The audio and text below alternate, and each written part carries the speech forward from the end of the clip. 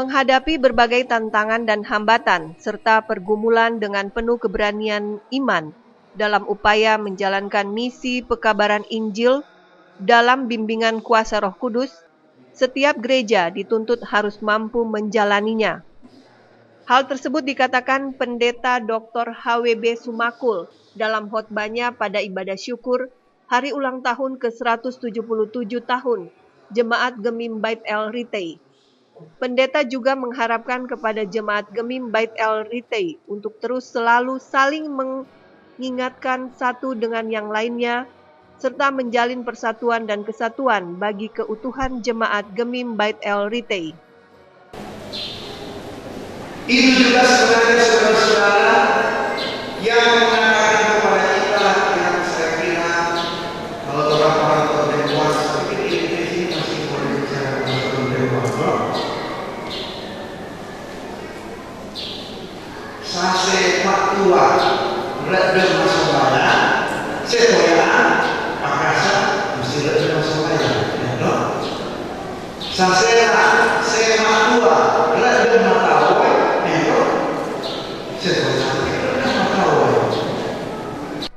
Gubernur Sulawesi Utara dalam sambutan yang dibawakan oleh Kepala Dinas Tenaga Kerja dan Transmigrasi Harold PB Monare, SHMSI, mengungkapkan usia ke-177 tahun Jemaat Gemim Bait El Ritei, wilayah Tumpaan, telah hadir dalam pentas sejarah pelayanan untuk memberitakan firman Tuhan bagi masyarakat, terlebih khusus bagi jemaatnya.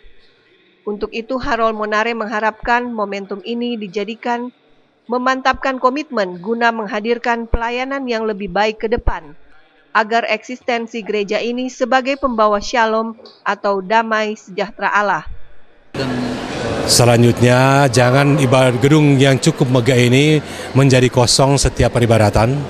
Dengan bangunan yang baru ini lebih meningkatkan peribadatan daripada jemaat, partisipasi dari warga jemaat, dan juga diharapkan ada peningkatan kualitas iman jemaat dan makin bertambah dan meningkat dalam pertumbuhan di jemaat di Ritei ini.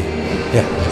Sementara itu, Ketua Pembangunan Gereja Gemim Bait El Ritei wilayah Tumpaan Robi Sangkoi mengungkapkan, di 177 tahun Injil masuk ke desa Ritei ini tidak lepas dari bimbingan Tuhan Yesus Kristus. Jemaat Gemim Bait El Ritei terus bertumbuh dan semakin dewasa dalam memuliakan nama Tuhan. Bahwa ini tidak lepas dari berkat dan kasih Tuhan terhadap jemaat masyarakat desa Ritei. Itu yang pertama. Dan yang berikut, dengan usia 177 tahun, tentu akan memacu kita untuk lebih dewasa dari segi iman.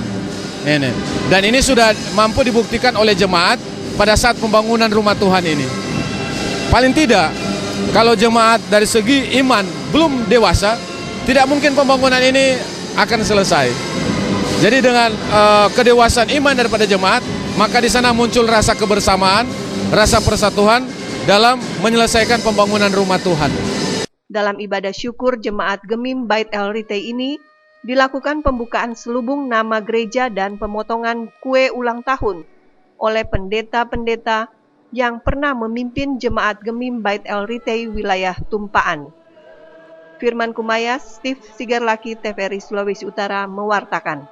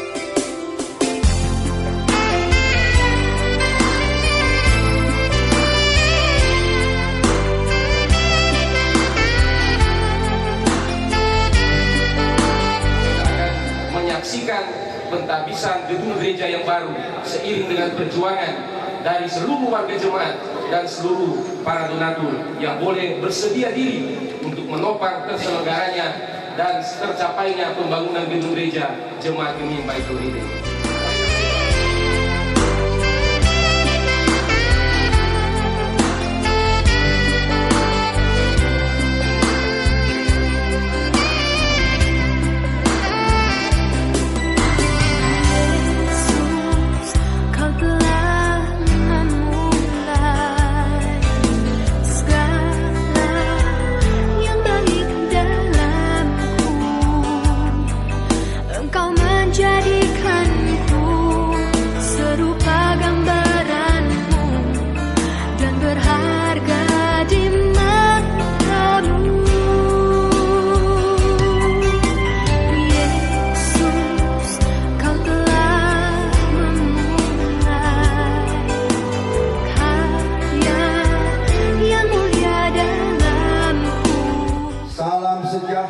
Tuhan Allah dalam Yesus Kristus kiranya menyertai kita semua.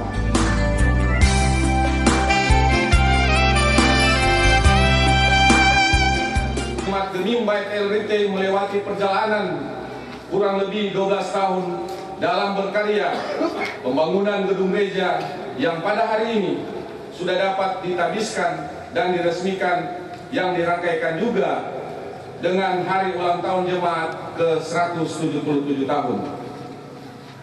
Adapun kronologis kepanitiaan pelaksanaan pembangunan gedung gereja dapat kami uraikan sebagai berikut. Pertama, periode tahun 2000 sampai dengan 2004 di bawah Ketua Jemaat Pendeta Modi Rumengan sebagai Ketua Panitia Bapak Paul Lumankun, Sekretaris Dr. Andes Yodi Sampoy, dan Bendahara Seth Roro.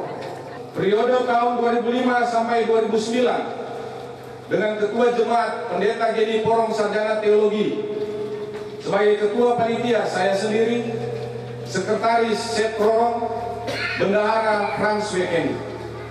Periode tahun 2010 sampai sekarang dengan Ketua Jemaat Pendeta Penoke Tambun Koyo Sarjana Teologi sebagai ketua saya sendiri, Wakil Ketua Insinyur Max Weken Niko Lonteng, Sekretaris Arthur Rompas ST, Wakil Sekretaris Teddy Pemurang, Bendahara Yohanes Pemurang dengan Kau telah memulai segala yang baik dalamku.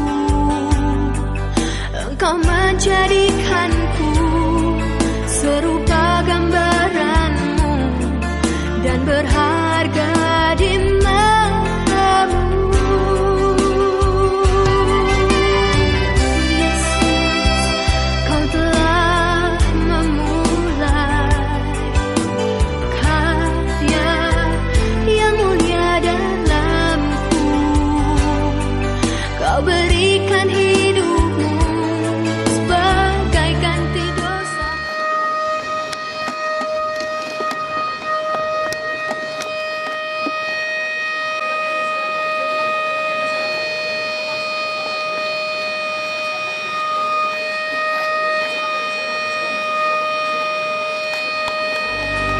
Kau berikan hidupmu. Dengan nama Allah Bapa, Putra dan Roh Kudus, kita akan membuka gerbang pintu gereja Gemim Baitul Ridin ini untuk dijadikan tempat ibadah pada saat ini.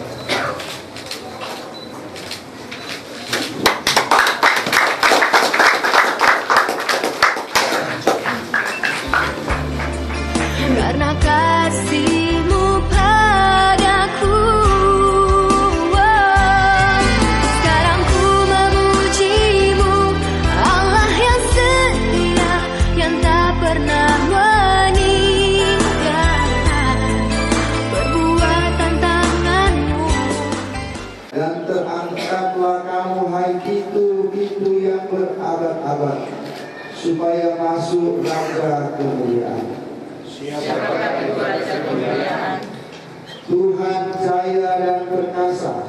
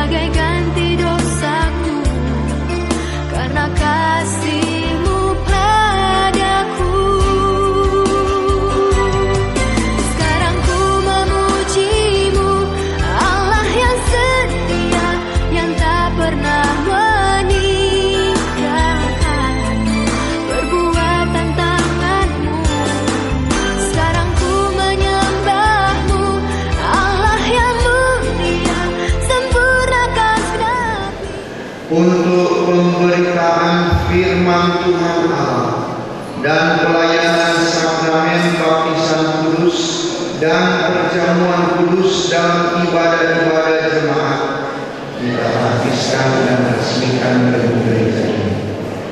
Untuk tempat pengajaran isi kepercayaan gereja, untuk tempat pemeliharaan ajaran dan kehidupan gereja, untuk permulaan pengakuan nyata-nyata akan iman kepercayaan kepada siapapun juga kita habiskan dan resmikan gedung gereja. Tubuh Kristus demi pelayanan dan pekerjaan diakonia di dalam segala bidang kehidupan manusia dan kepada alam ini kita habiskan dan resmikan gedung gereja ini. Untuk permulaan penggembalaan anggota-anggota gereja serta sesama manusia agar hidup dari kehendak Tuhan Allah kita habiskan dan resmikan gedung gereja ini. Untuk menjadi pemahaman kesaksian gereja kepada pemerintah dan bangsa tentang pekerjaan Tuhan Allah dalam Yesus Kristus, untuk membangun supaya mengusahakan kemurahan, kebenaran, keadilan, kesejahteraan, dan kesentosaan dalam masyarakat.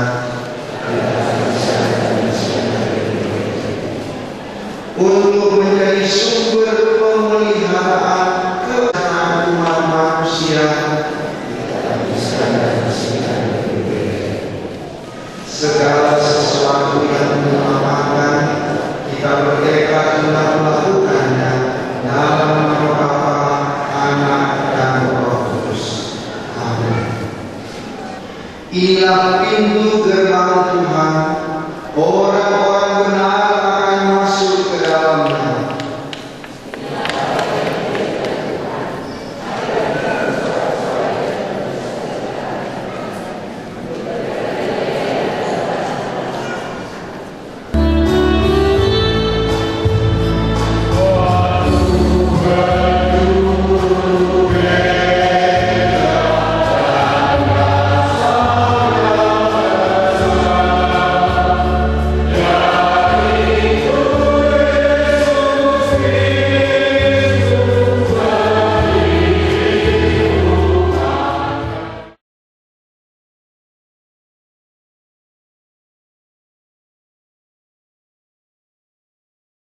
Bersekutu, bersaksi, dan melayani dunia ini sebagai wujud ketaatan dan kesetiaan kepada Yesus Kristus Sang Kepala Gereja.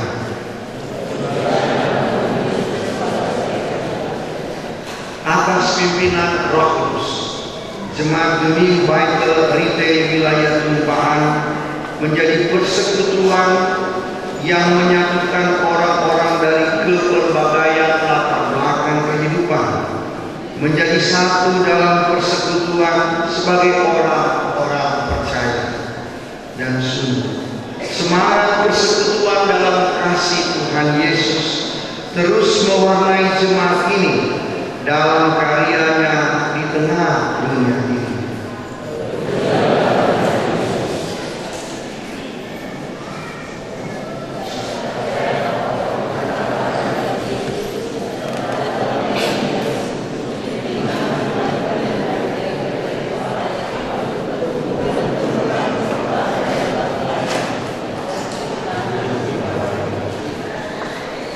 Selama 177 tahun, Jemaat Gemi Baitul Rite Wilayah Tumpahan menjadi berkat bagi masyarakat, bangsa, dan negara.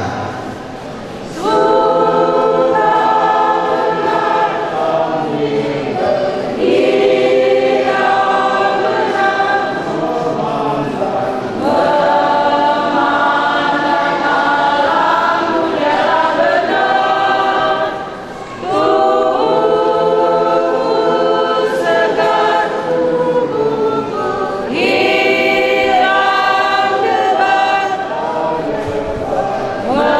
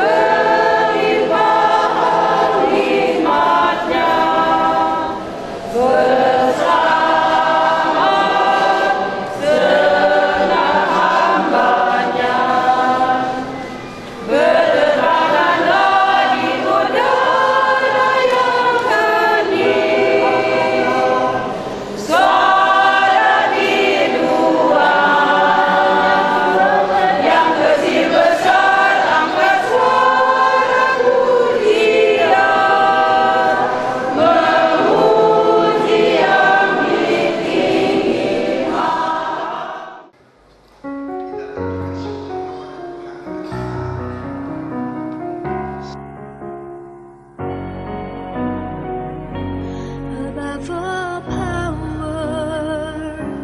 above all kings, above all nature and all created things, above all wisdom and all the ways of man. You were here before the world began. Above all kingdoms, above all thrones, above all wonders the world has ever known, above all wealth and treasures of your love, there's no way to measure what you're worth.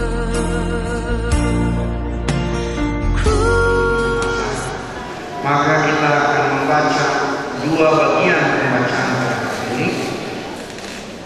1 Samuel pasal 1 ayat 19 hingga ayat 28, dan dalam perjanjian baru sebentar kita membuka Injil Markus pasal 10 ayat 13 hingga ayat 16. 1 Samuel pasal 1 ayat 19 hingga 28. Keesokan harinya bangunlah mereka itu pagi-pagi, lalu sujud menyembah di hadapan Tuhan. Kemudian pulanglah mereka ke rumahnya di Rama. Ketika Elkana bersetubuh dengan anak istrinya, Tuhan ingat kepadanya. Maka setahun kemudian mengandunglah Hana dan melahirkan seorang anak laki-laki. Ia menamai anak itu Samuel, sebab katanya, aku telah memintanya daripada Tuhan. Elkana laki-laki itu pergi dengan seisi rumahnya, mempersembahkan korban sembelihan tahunan dan korban nasarnya kepada Tuhan. Tetapi Hana tidak ikut pergi, sebab katanya kepada suaminya, nanti apabila anak itu cerai susu, aku akan mengantarkan dia, maka ia akan menghadap ke hadirat Tuhan dan tinggal di sana seumur hidupnya. Kemudian Elkana suaminya itu berkata kepadanya, perbuatlah apa yang kau pandang baik, tinggallah sampai engkau menyapi dia. Hanya Tuhan kiranya menepati janjinya. Jadi tinggallah perempuan itu dan menyusui anaknya sampai disapinya. Setelah perempuan itu menyapi anaknya, dibawanyalah dia dengan seekor lembu jantan yang berumur 3 tahun, 1 ekor tepung dan sebuyung anggur, lalu diantarkannya ke dalam rumah Tuhan di Silo. Waktu itu masih kecil betul kanak-kanak itu. Setelah mereka menyembelih lembu, mereka mengantarkan kanak-kanak itu kepada Eli. Lalu kata perempuan itu, mohon bicara Tuan, demi Tuanku hidup, akulah perempuan yang dahulu berdiri di sini dekat Tuan untuk berdoa kepada Tuhan.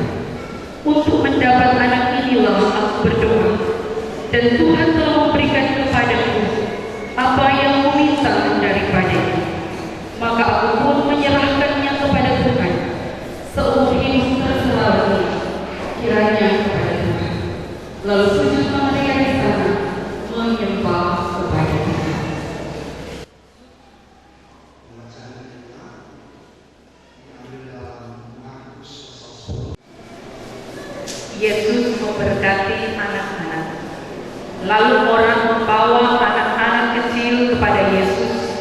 supaya ia menjamah mereka. Akan tetapi murid-muridnya memarahi orang-orang itu. Ketika Yesus melihat hal itu, ia marah dan berkata kepada mereka, "Biarkan anak-anak itu datang kepadaku, jangan menghalang-halangi mereka, sebab orang-orang yang seperti itulah yang mempunyai kerajaan Allah. Aku berkata kepadamu, sesungguhnya barang siapa tidak menyambut kerajaan Allah seperti seorang anak kecil, ia tidak akan masuk ke dalamnya." Lalu ia memeluk anak-anak itu dan sambil meletakkan tangannya atas mereka, ia memberkati mereka.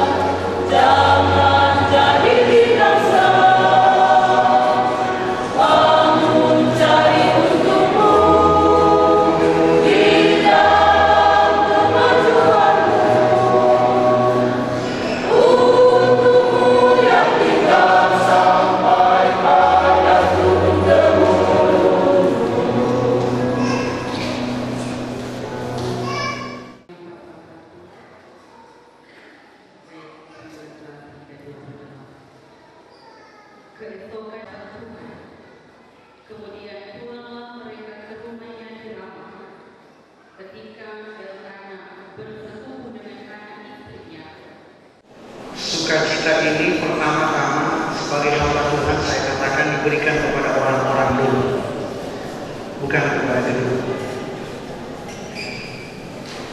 Kalau orang beriman kepada Tuhan, orang dapat berkat.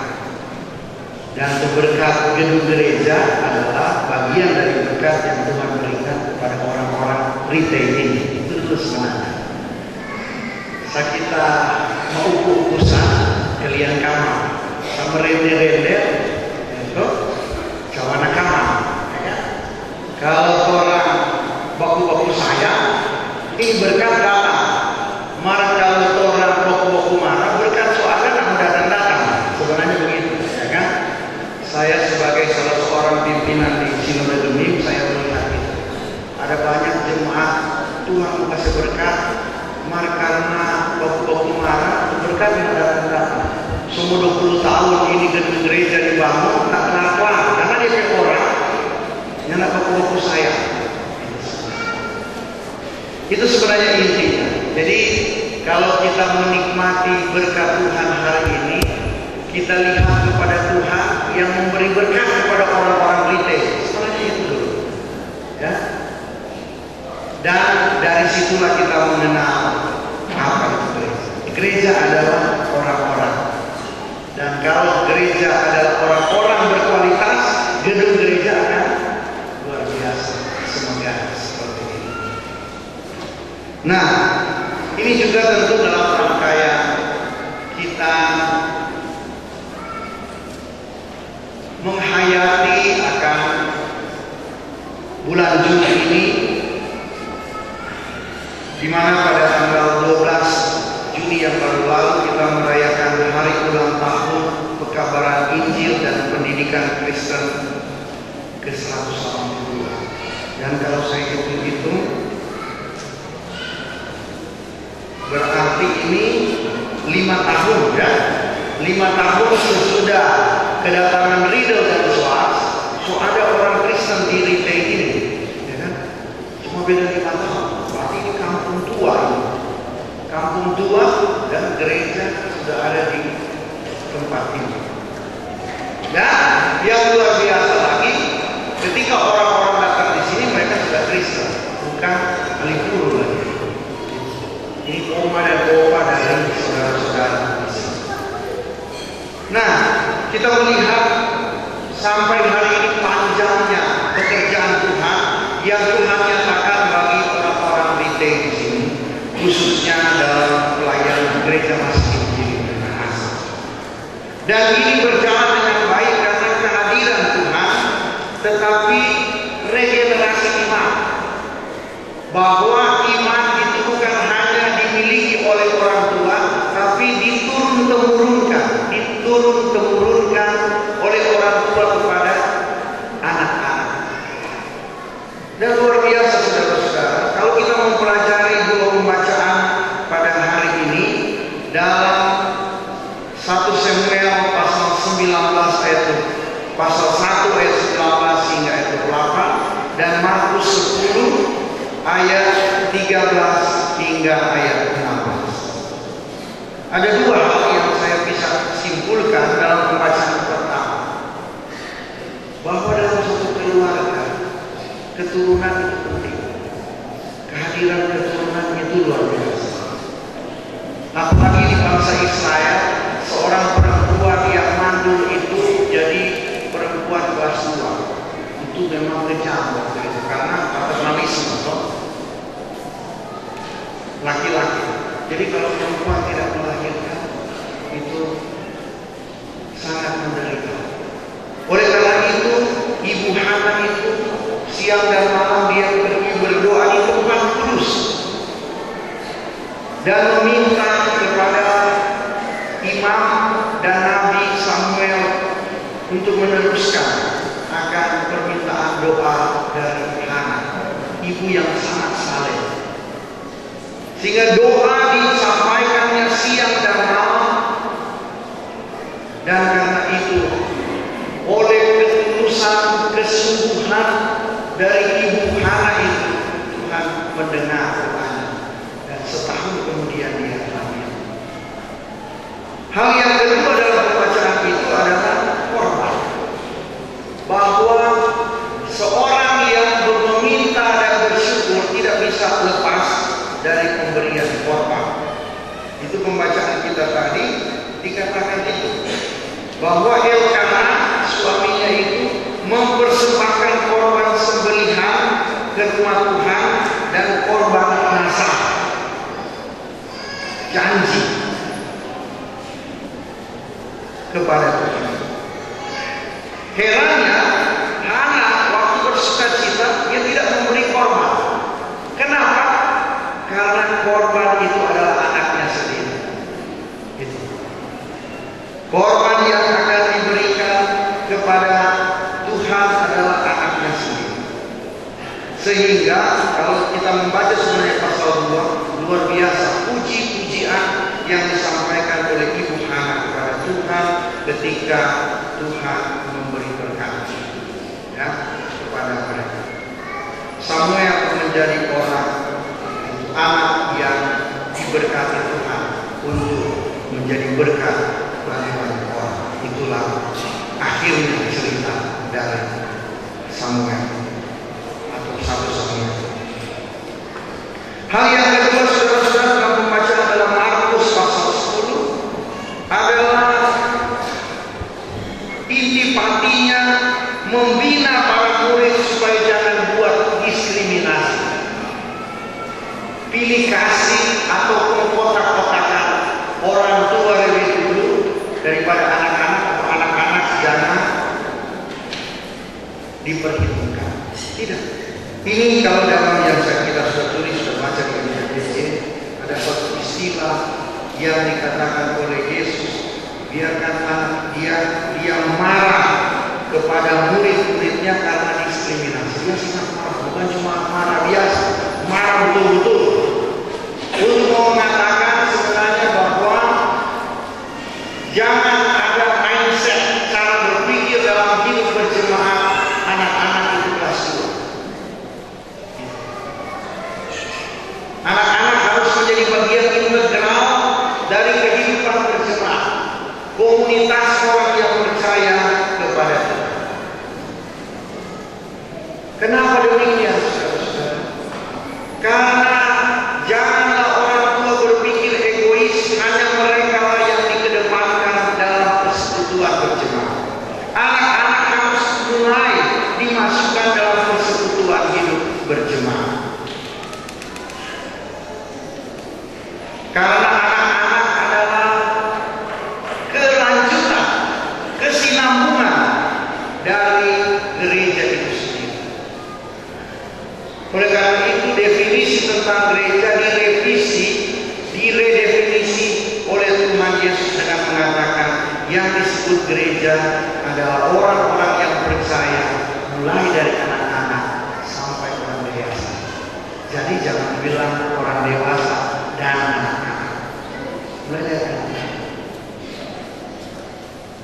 Saudara-saudara jemaat yang dikasihi oleh Tuhan, gereja merupakan kesinambungan dari pendidikan iman di mana orang tua harus mentransfer, harus memindahkan kekayaan kasih karunia yang dimiliki orang dewasa kepada anak.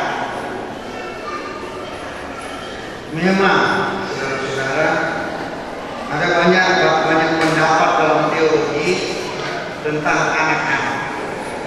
Ada yang mengatakan mengutip pendapat dari para filsuf atau psikolog seperti John Locke yang mengatakan anak-anak lahir seperti selembar kertas putih. Jadi kalau satu buku belum tulis akar, dan itu anak katanya kalau dia berinteraksi dengan orang lain, dia sedang menulis di dalam DP memori, DP hati, ya kan? Sehingga polos,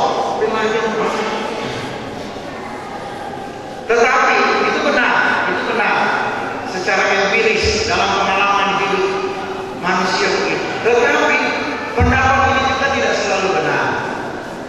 Kalau saudara masih ingat pengakuan dosa dari Raja Daud dalam Mazmur 51, ketika dia bergumul dengan dosa, dia bilang, dalam kandungan ibuku aku diperanakan sebagai orang berdosa.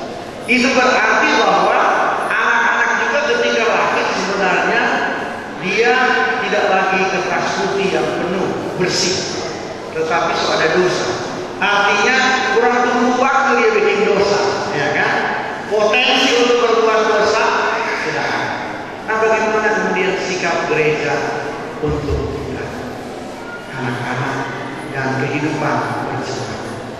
Tentu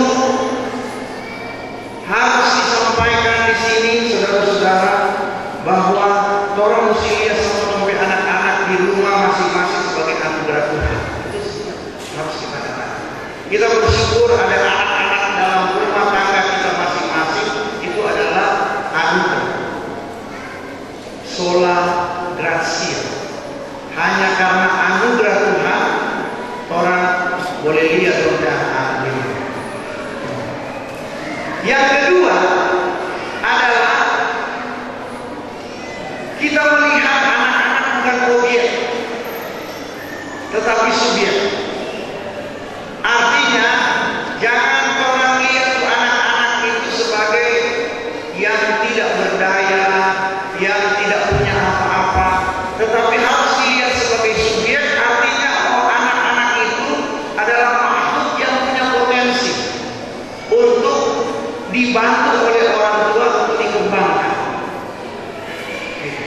Kalau di teori pendidikan, bapak-bapak, ibu, saudara-saudara, kita mendengar istilah kuno, mungkin sok kuno, dia bernama CBSA, cara belajar siswa aktif.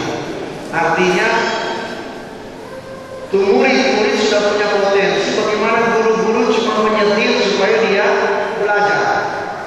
Guru itu bukan mentransfer pengetahuan saja, tapi memberdayakan anak-anak supaya anak-anak itu boleh mengeluarkan potensi-potensi yang ada dalam diri.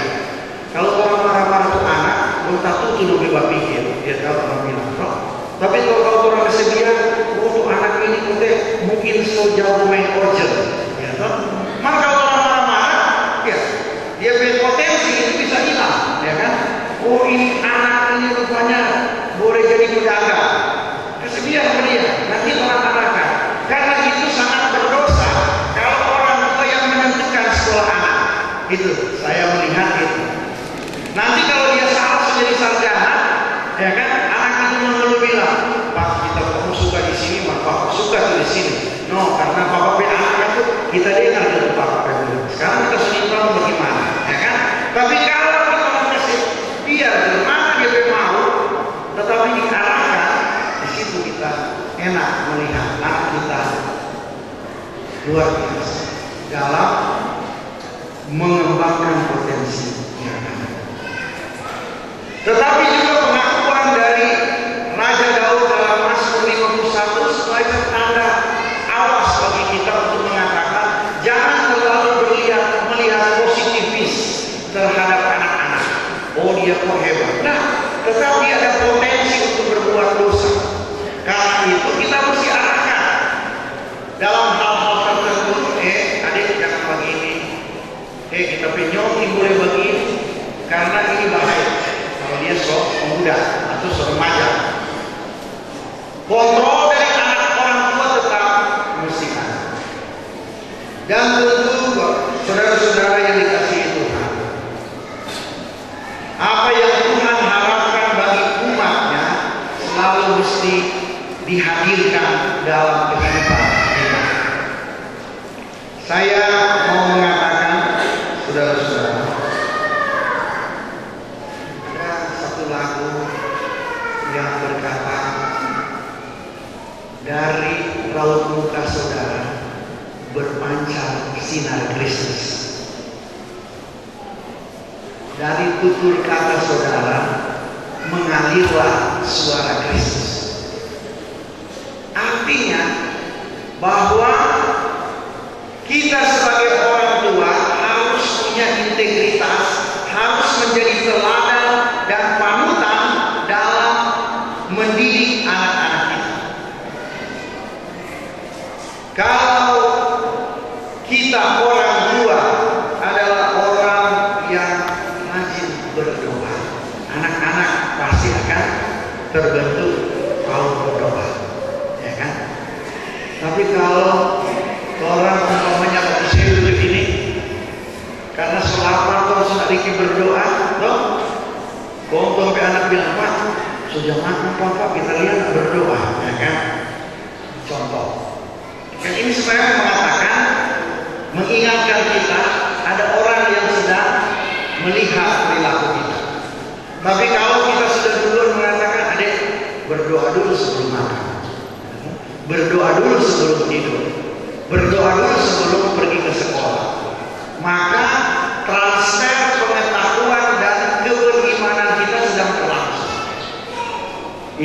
sehingga anak ini menjadi saleh karena dia punya mama, ya. Nggak mungkin itu Olia atau anak dari orang tua Birman, mesti dia punya mama.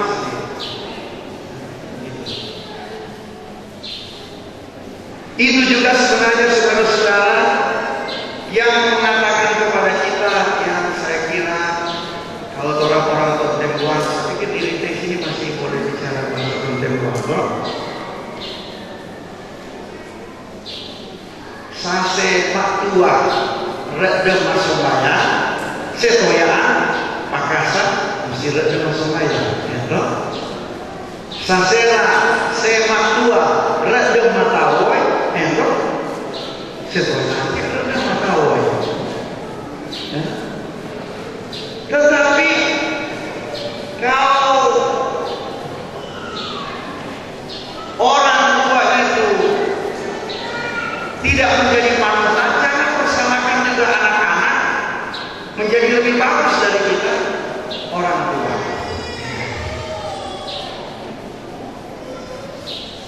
Kalau suami istri itu mentoko-toko, itu toya angke, memang kopi mentoko-toko ya. Saya semak tua. Mau urusan, ya kan? Setelah pasti urusan. Kalau orang tua mama yang bawa saya, itu anak-anak rasa takut bakalan, kan? Walaupun mungkin jadi persoalan bagi kita, juga jadi persoalan bagi kita. Orang bertanya begitu, bagaimana ini anak ini?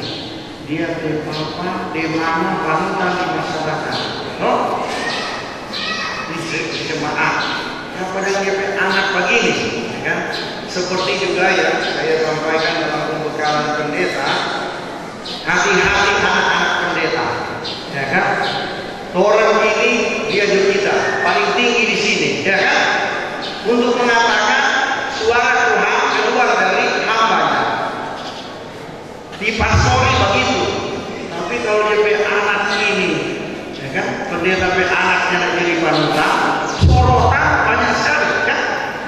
Sehingga saya mengatakan kepada teman-teman pendeta, jangan cuma di gereja, di pastori itu terkira orang hidup, karena orang hidup di rumah kaca, itu begitu. Jangan cuma lihat orang pendeta di benak, sama asli, dia tuh. Sebab tuh anggota jemaat kan lihat, enak gua nih, dapat bagus. Waktu di kolong dapat aku di hebat, cuma di rumah pas legal, ya kan? Jadi tetap mesti ada konsistensi, ya harus ada keselarasan dan itulah empau legenda, ya, itu yang kita pikir, saling pelayanan. Nah, orang memang udah pakai sholat, ya khusus. Mari ini juga sholat salib, karena ini juga adalah menuju kepada pelayanan panutan bagi banyak. Saudara-saudara yang dikasihi Tuhan, oleh karena itu, kalau kita melakukan dengan sebaik-baiknya kehidupan kita sebagai orang tua yang sungguh-sungguh mengasihi Tuhan dan saling mengasihi satu dengan yang lain, dan kita mendoakan juga anak-anak kita sesuai dengan harapan Tuhan, pasti anak-anak kita akan diberkati. Dalam konteks sukacita satu, sebagai hamba Tuhan saya juga menyampaikan beberapa hal. Pertama tentu ini dengan diresmikannya gedung gereja yang muda selama berapa tahun? 12 tahun kan ini pembangunan di bawah kepemimpinan sebelumnya pendeta Gary, baru pendeta Maurits, ya, baru sekarang pendeta Kono, 3 pendeta ya.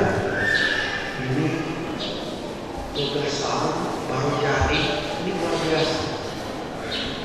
Ini sekaligus menjadi kebanggaan gereja masa Injil di Minahasa. Nyana suruh bikin mau kasih angka-angka mah dapat lihat di amuran tumpaan kan? Selain ini gereja paling baru yang di hari, masuk paling bagus, model paling bagus dan besar. Berapa orang? 1000 orang boleh menampung sampai di bawah. Kita sendiri, kalau saudara berdiri di sini, terasa sekali ini seperti gereja di Eropa. Saya pergi ke Zurich di Swiss, saya naik mimbar di gereja tua, tinggi begini tuh mimbar. Ini mau menggambarkan sebenarnya jangan lihat pendetanya, lihat dia dalam status sebagai hamba Tuhan yang dekat dengan Tuhan dan membawa suara Tuhan ke atas anggota jemaat. Dan saya bangga tadi sebelum ibadah dimulai, Ketua BPMJ mengatakan ini mimbar lama kan? Ada kasih pindah kata ini mimbar dari muka 1 hari.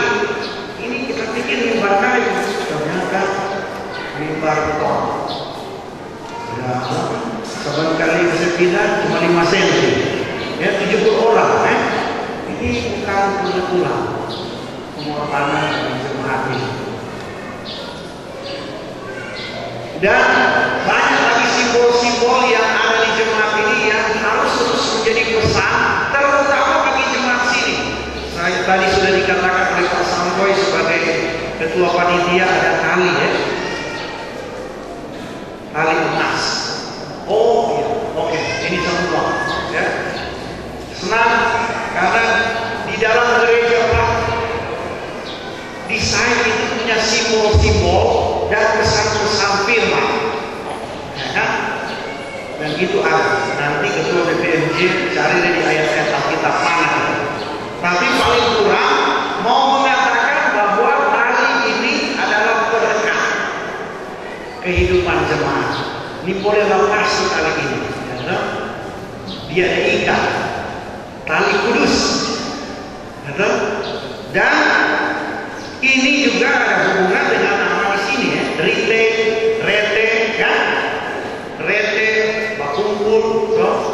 Orang bilang juga karete artinya tetangga, ya kan? Saya baca-baca juga. Itu mau mengingatkan bahwa persatuan dan kesatuan jemaat rete haruslah menjadi dasar kehidupan berjemaat. Jangan ada yang melepas dari tali ini. Tali ini adalah tali yang diberikan oleh Kristus untuk mempererat persaudaraan saudara-saudara sebagai satu tubuh Kristus. Kalau orang dari sini minta maaf, ini cuma bilang berarti boleh ada yang pindah kandang. Iya, tetap digemil. Sekali gemil tetap gemil. Amin. Boleh berpindah. Baik yang ada di Rite maupun kalau orang Rite keluar dari kampung Rite tetap gemil karena Tuhan telah memberi berkat seumur hidup kepada kita. Ada di kekurangan di gemil, tetap orang di rumah gemil.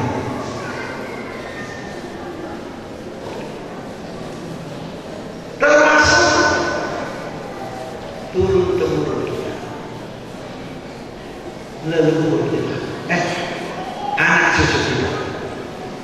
Orang mesti jaga.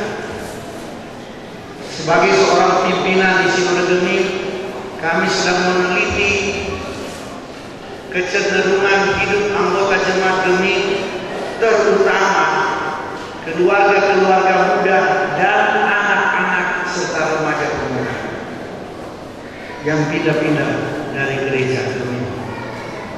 Kami mengatakan saudara-saudara, mungkin ini tidak relevan di Rite, tapi boleh bilang-bilang juga pas sesama anggota jemaat Gemil bahwa di gereja-gereja mulai besar di Manado kebanyakan anak-anak muda. Coba pasial gereja dibuka, jemaat sergum mana yang berapa tingkat itu loh. Kita suruh kita punya mahasiswa di Fakultas Teologi untuk meneliti, dan mereka katakan, Nel, itu anggota jemaat di sana paling banyak anak-anak muda. Dan apa saudara-saudara? Anak-anak muda itu dari kecil. Berarti putus, orang kasih putus generasi demi 10-20 tahun depan. Mungkin baru sedikit, Mardora kan jadi banyak. Yang mau bilang apa? Yang seorang 60 tahun, ya, ke atas, orang begitu. Martu remaja pemuda mau berkembang biak, kan? Iya kan? Itu berarti gereja itu telah mengambil alih perhatian. Kita tetap bertahan dalam keterbatasan dan kehebatan Gemim. Kita tetap ada di rumah Gemim, yaitu di bawah naungan, saya katakan pertelakan, burung Mahmudi berhati reformasi. Tolong kok ini kasih akan mengatur sama Gemim, nggak ada balia ini, ya toh? Oh ada telepon kan? Oh, oke. Pokoknya kalau dari mimpan yang sebagus begini, dia simbol Gemim pun ada, no? Ada. Ada tahuan simbol Gemim ada. Ya. Sebab dari sinilah pendidikan iman disampaikan untuk gereja kita. 2050 stop, di mana banyak orang-orang tua sudah tidak ada, orang-orang anak-anak yang ada. Orang tetap bilang, ini kita PO yang bangun untuk gereja. Nah, apa kata? Ada bagus, kenapa sudah bilang kita ini tali emas, ya kan? Orang cerita-cerita, mana boleh nama itu burung Mahmudi berhati reformasi ada, ya toh? Mesti bilang begitu. Dan dari sinilah saudara-saudara kita percaya bahwa kita jauh-jauh sebelumnya telah ditentukan oleh Tuhan diselamatkan melalui gereja Masih Injil Minahasa, dan turun-temurun gereja itu terus berlangsung karena kasih Tuhan untuk gereja Masih Injil Minahasa, termasuk jemaat Gemim Bible Retreat. Marilah saudara-saudara yang dikasihi Tuhan, kiranya tali pengikat ini terus mempersatukan jemaat Bible Retreat. Namanya saja Bible, ya. Bible itu luar biasa. Bait, rumah, Tuhan. Jadi rumah Tuhan. Kita dipergerak dalam rumah Tuhan ini, dan berkat dari Tuhan yang disampaikan dan dibagikan di rumah Tuhan ini menjadi kekuatan bagi seluruh anggota jemaat. Tuhan Yesus memberkati. Maka Tuhan pakai mobil kita dipakai.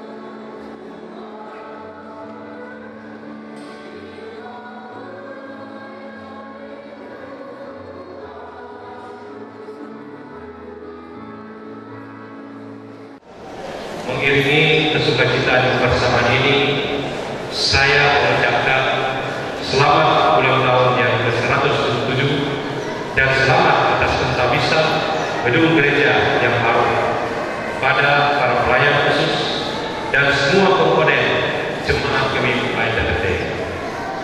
Bapak Ibu jemaat yang berkati oleh Tuhan, kita meyakini bersama bahwa gereja memiliki peranan yang sangat penting dan strategis dalam meningkatkan kualitas iman jemaat serta pembangunan daerah dan bangsa.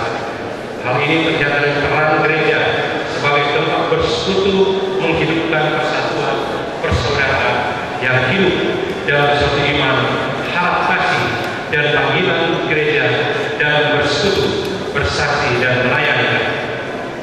Peran dan fungsi gereja dalam pembangunan daerah ini sangat besar, sebab sebagai mitra pemerintah, gereja bertanggung di Minasa, termasuk Gembira ITT, dalam pelayanannya telah menjadi pilar terdepan dalam pembangunan gereja dan daerah. Kita telah merasakan betapa pentingnya peran gereja di bidang ekonomi, pendidikan, kesehatan, pertanian, pariwisata, dan semua aspek kehidupan masyarakat.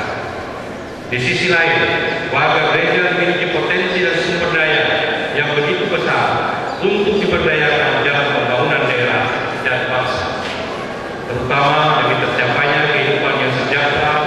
Sehingga dengan demikian, maka diperlukan berbagai upaya untuk melakukan perubahan, pembaharuan dalam tubuh gereja itu sendiri, baik sebagai organisasi maupun sebagai warga jemaat, menjadi pelopor kerukunan dan kebersamaan.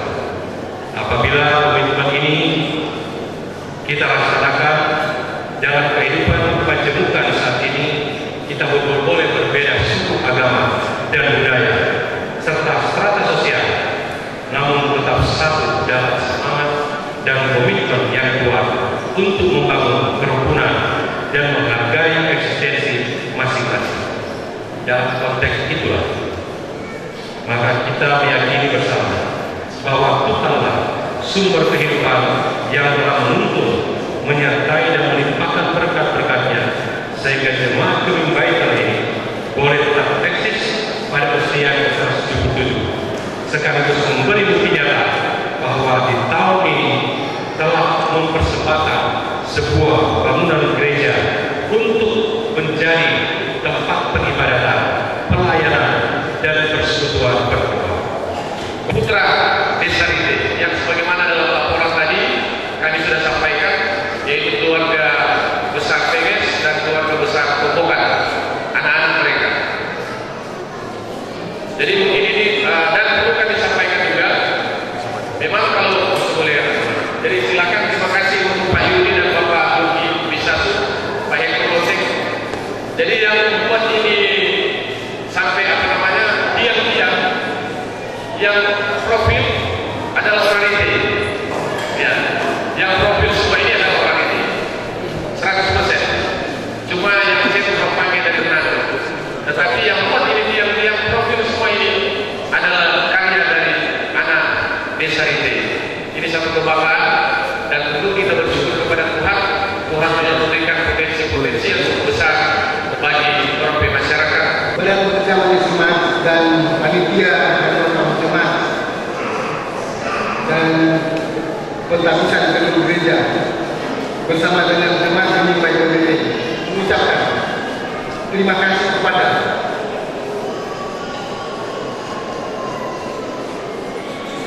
yang terkasih hamba Tuhan Pendeta Dr. HBB Sumardi, Wakil Ketua Sinode Bumi,